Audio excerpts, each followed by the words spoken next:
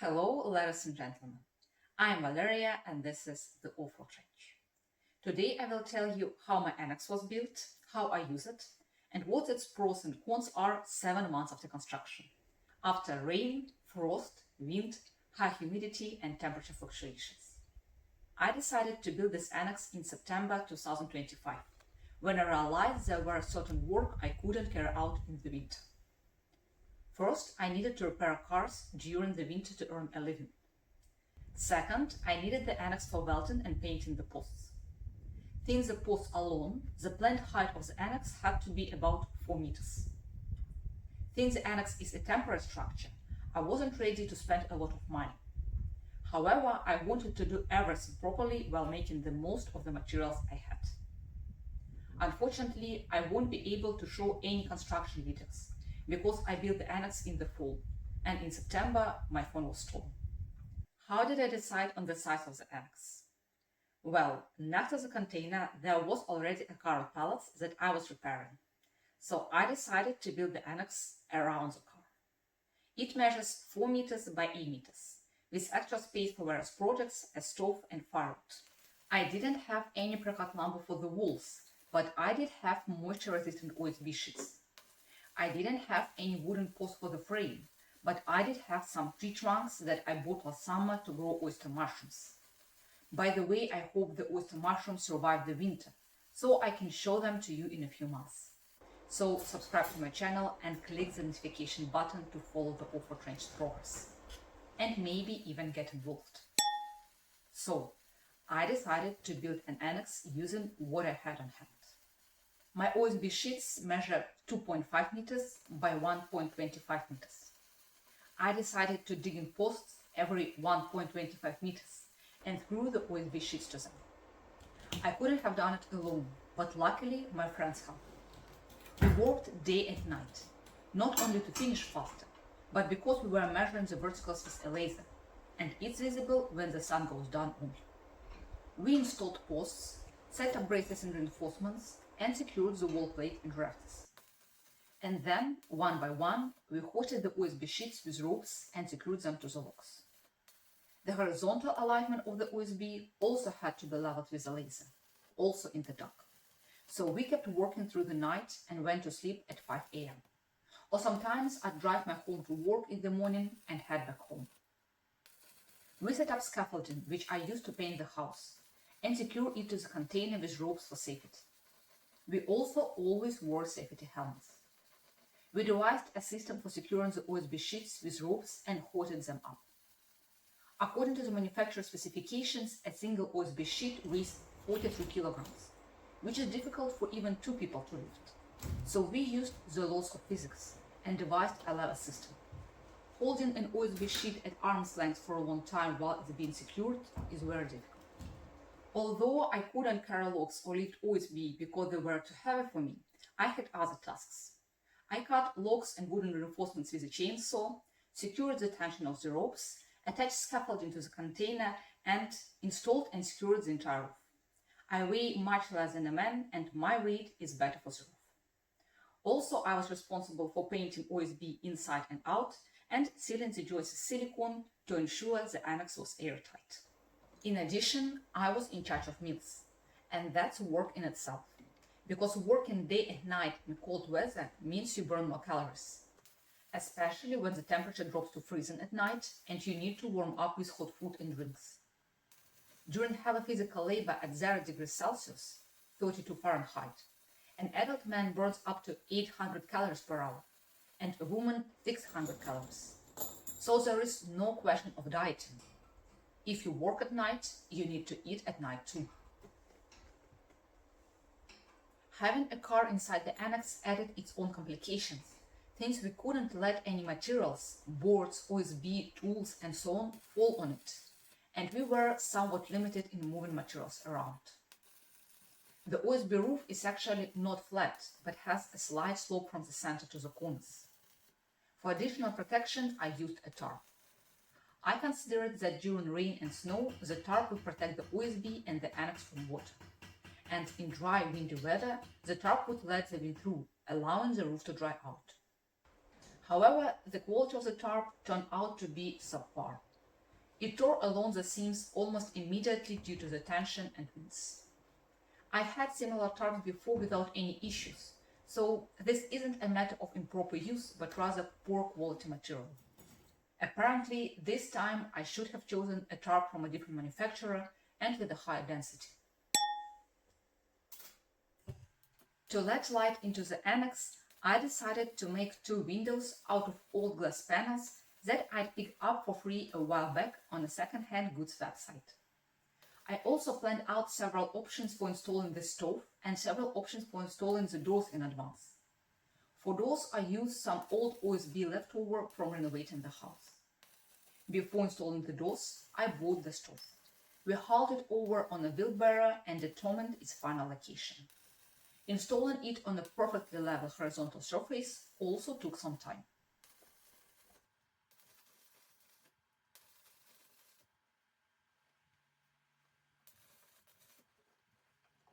It was a big work. After finishing the construction of the annex, I continued to gather firewood for a stove to heat the annex every day. Since OSB is not the best water-resistant material, it is necessary to try to keep it dry to avoid mold. Painting OSB also provides some protection from moisture. Almost 7 months have passed after construction of the annex. 3 of them were cold, snowy, and rainy. Not the best conditions for OSB. And now it is time to check the condition of the OSB in spring. What are the disadvantages? When the snow melted in the spring, water seeped in some places due to the terrain and uneven surface. If I plan to leave the annex up for the next winter, I need to raise the ground level. It's clearly visible that the OSB has swollen at the joints where water got in. Because of the high ceilings, the heat from the stove dissipates a lot and escapes upward. If the ceilings were lower, the volume of the annex would be smaller and it would be warmer inside. I didn't paint the ceiling till the end. This was necessary first to reflect light inside the annex and improve lighting. Second, to protect the OSB from moisture. But I didn't get around to it before the cold weather set in. The metal stove doesn't retain heat very well. As long as I keep adding firewood, it stays hot. Otherwise, the room cools down pretty quickly. And that means a very high consumption of firewood. Now for the advantages. I consider the structure reliable and worth the effort and money invested in it. It has withstood strong winds, rain, and snow. I sealed all the cracks and openings as much as possible, leaving only ventilation at the very bottom. This allowed air to flow in, but prevented hot air from escaping through the roof. The stove I purchased turned out to be very powerful. Even with a room of this size, with proper heating, it is possible to raise the temperature by 20 degrees Celsius, 36 Fahrenheit. That is, when it's minus 10 degrees Celsius outside, 14 degrees Fahrenheit, I can reach plus 10 degrees Celsius in the annex, 50 degrees Fahrenheit. This is a comfortable temperature for working. Additionally, if I load a large amount of firewood into the stove late evening, there is still warm embers in the morning. Although high ceilings are a disadvantage when it comes to heating the room, they are an advantage in terms of providing a large air volume and good ventilation. During welding, the smoke rises, and with the door open and a fan running, it is possible to perform welding work without a forced exhaust system, especially when the stove is burning. Then the pressure difference allows the air in the annex to be completely replaced in 3-5 minutes. What work was I doing in the annex during winter months? I welded the posts, smoothed the metal with an angle grinder, welded a frame to mount the water tanks, and worked on fixing up the car. In addition, I chopped firewood, which will take several years to dry. I stoked the fire every day while I was working. The annex is a temporary solution, and I don't expect it to last for decades. I plan to take it apart and use it for foam work when building the local treatment station. Anyway, as long as I need it, it requires constant maintenance. I should keep it dry, and there is an important reason for that. Mold and fungus. Mold and fungus is dangerous not for the OSB, but for lungs and bronchial tubes.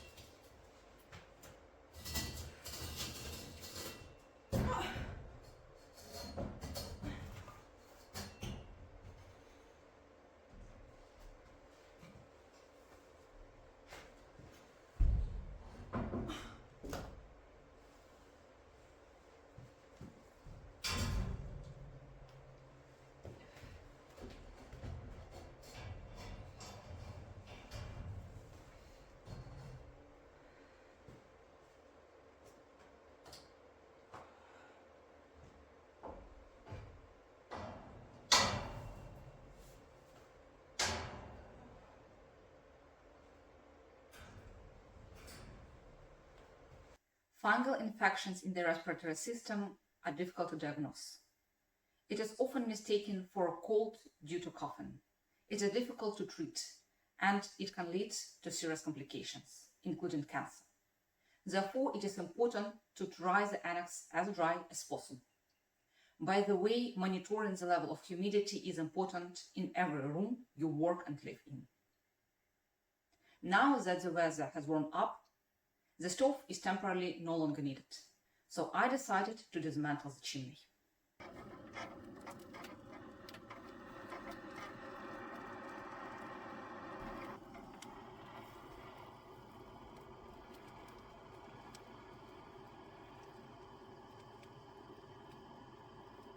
Furthermore, it requires cleaning after being fired up almost daily throughout the winter. Since I had cut my firewood, mostly slab wood, during the autumn and winter, the wet season, its moisture content was extremely high, far too high for proper stove operation. However, given that the annex is merely a temporary structure and I needed to heat it to work regardless, I went ahead and burned the damp wood anyway. Consequently, due to the insufficient combustion temperature, the wood itself burnt away, but the tar didn't combust completely. Over time, a significant amount of tar gradually accumulated inside the chimney. After 3 months of continuous use, the chimney had become 90% clogged with tar. I was incredibly lucky that on one particular day, the blockage didn't become total. Otherwise, I might have suffocated, as the smoke would have backed up into the annex. I had to call upon some friends for help, as the joints connecting the chimney sections had become fused solid by the hardened tar. We used a piece of rebar and a stick to scrape away the tar and clear the airway. Next, we fired up the stove and stoked it to maximum heat in an attempt to thoroughly warm the chimney and burn off at least some of the tar. However, we were unable to clean the chimney effectively from the inside, so we ultimately had to apply heat using a torch to melt the tar and unscrew the sections.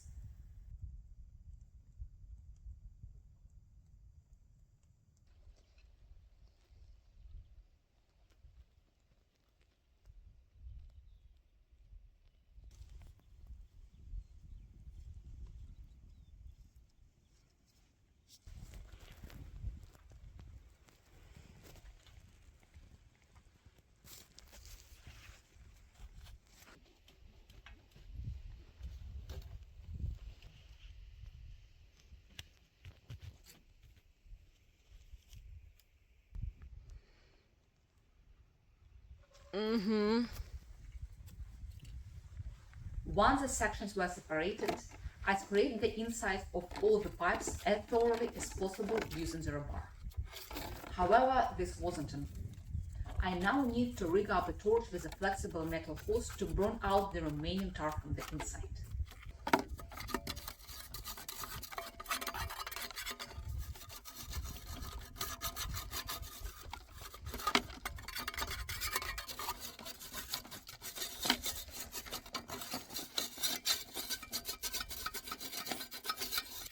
For now, the chimney sections are lined in the annex. So, here is my conclusion about the quality of the annex. It is a reliable, spacious, and multifunctional space. And if you own a plot of land, you know how important it is to have extra rooms for work and storage. Whether this is a temporary or permanent solution, you need to approach it responsibly, since you don't know what the future holds, and you may end up needing this temporary solution for longer than you expected. Therefore, ideally, you should consider heating the space, as well as ensuring good ventilation and lighting, so that you can work comfortably. I wish you to approach all the work you do with responsibility and high quality. That way, you will be satisfied with yourself and your results. In my turn, I will post videos and share updates at the off-road range as far as I make progress. And also, in one of my next videos, I will tell you about hedge fund project I've been working on. It was Valeria, the off-road range. I wish you all the best and see you soon.